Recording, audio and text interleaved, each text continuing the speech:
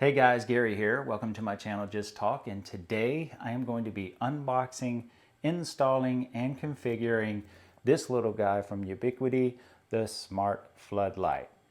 But before we get started, if you're new to this channel, please don't forget to hit the subscribe button and the bell icon so when I release new content, you will get the notification.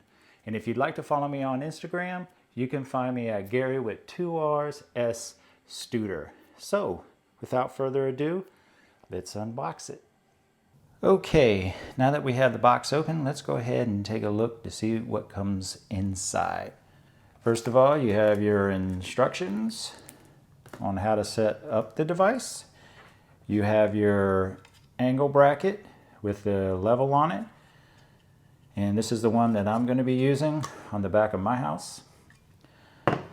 Then you have your smart light, which comes with the clear diffuser on it. And right here it says push up to unlock, which, there you go.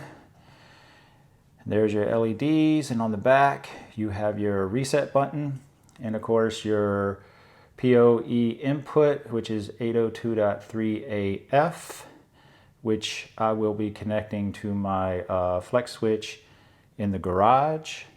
So let's go ahead and put that right there.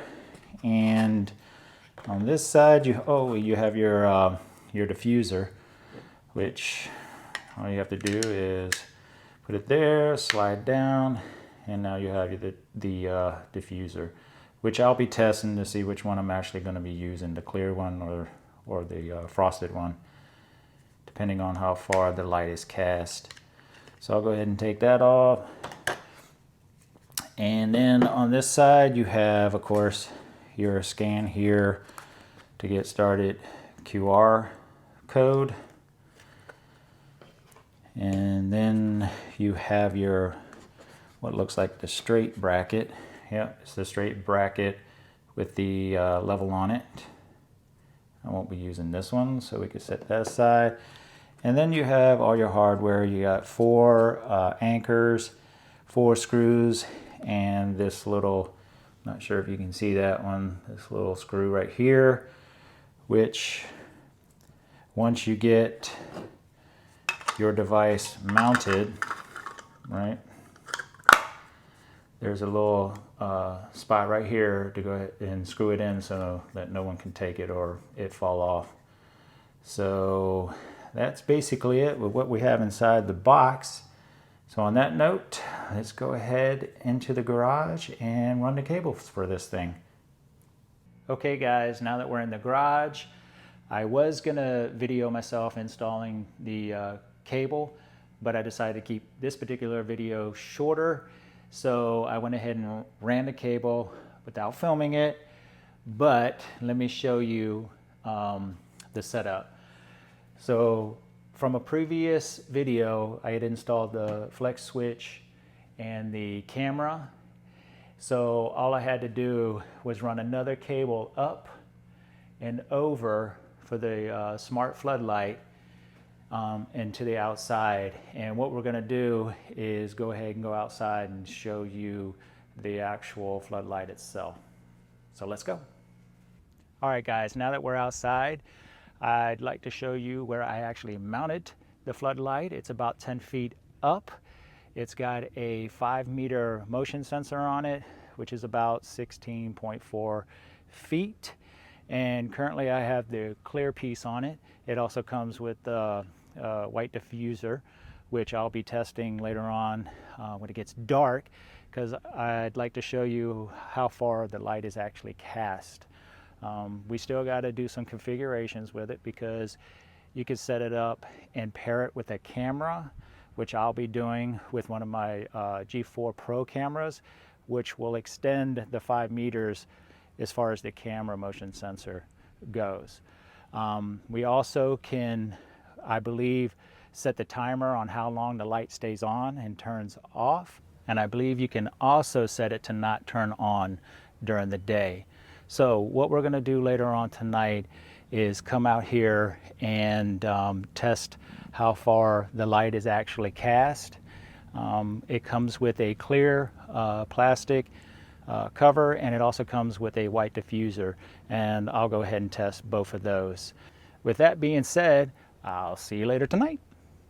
Hey guys, we're outside now. It's getting dark, and we're going to go ahead and test to see how far this light actually casts.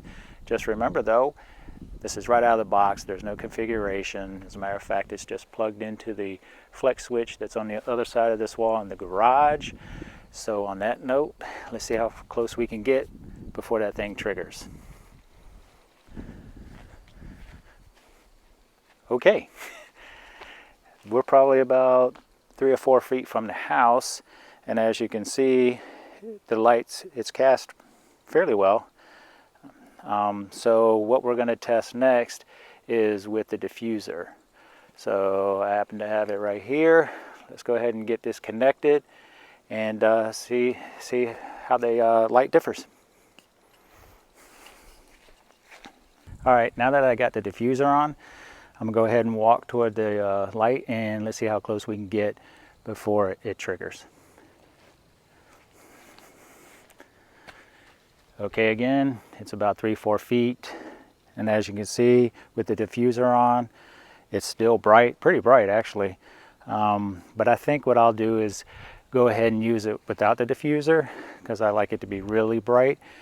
And so going forward, what I'm going to do tomorrow is get this thing adopted, get it configured, paired with a camera, and see what kind of results we get with that. Because remember, I do have it right out of the box connected to the flex switch on the other side of this wall in the garage. So there's no configurations, no settings, no anything.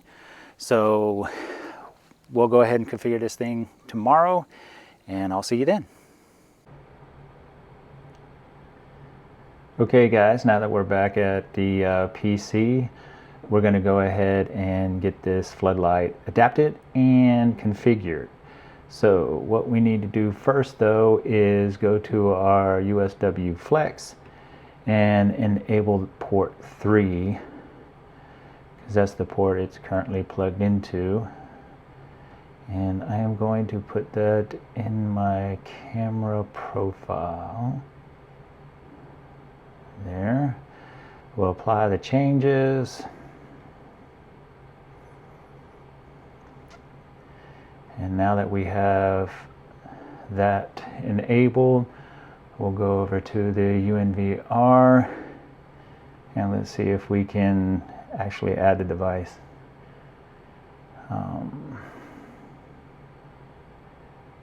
Floodlight,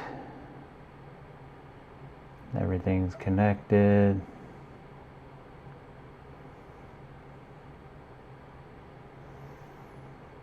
Let's see what happens here. There we go. We're gonna add. Let's see what happens. Okay, now that the camera is adopted or has been added, it wants us to go ahead and pair it with the camera. You don't have to, but in this case, I'm gonna go ahead and pair it, and then we're gonna hit next. Motion detection area. Consider the floodlight will detect motion in the area shown and trigger on for motion events when it's dark. So how long you want it to stay on? Let's say for now 30 seconds.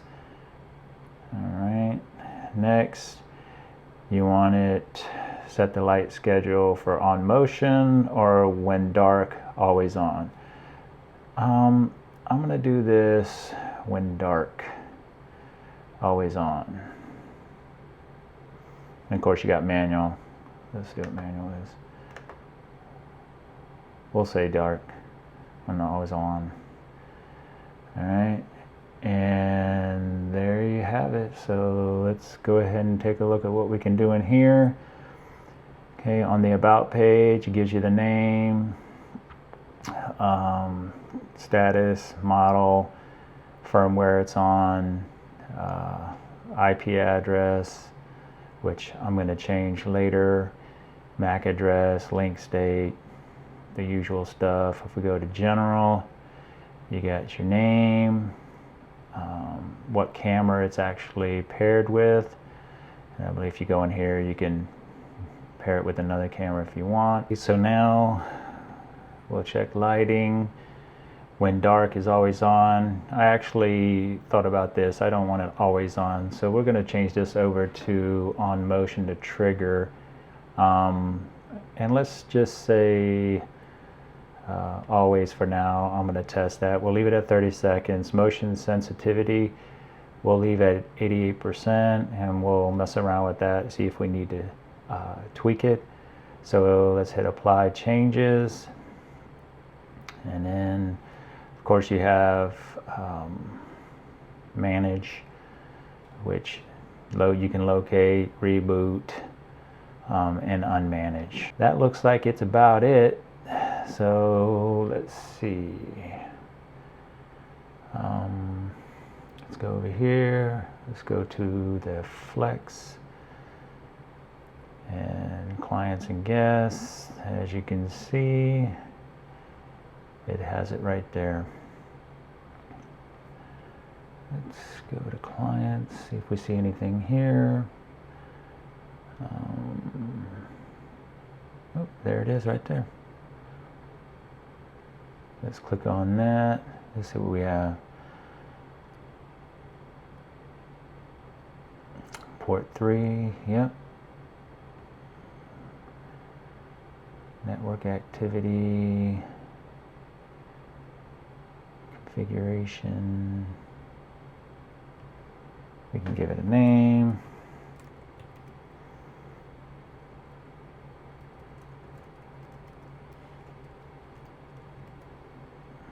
You can give it notes if you want. You can give it an IP address. Let's give it 20. We'll go ahead and apply the changes. Changes have been applied. And then you have a history. No history because we just set this thing up. So that looks like it's about it as far as configurations go. Let's head on back over to the UNVR. Make sure we have everything up and running there. Of course, it's running off of that camera, camera 2. That's the view for that camera. And what we're going to do is go outside and see how close we can get before it actually triggers the light. All right, so let's go ahead and do that. Okay, we're back outside now that we have the floodlight and the camera both paired with each other. And as you can see, the camera is probably about 20, maybe 15 yards away, 10 feet up on the house. And the camera, which is a G4 camera, is about 20 to 25 yards away and 20 feet up. So let's go ahead and see how close we can get before that light actually triggers.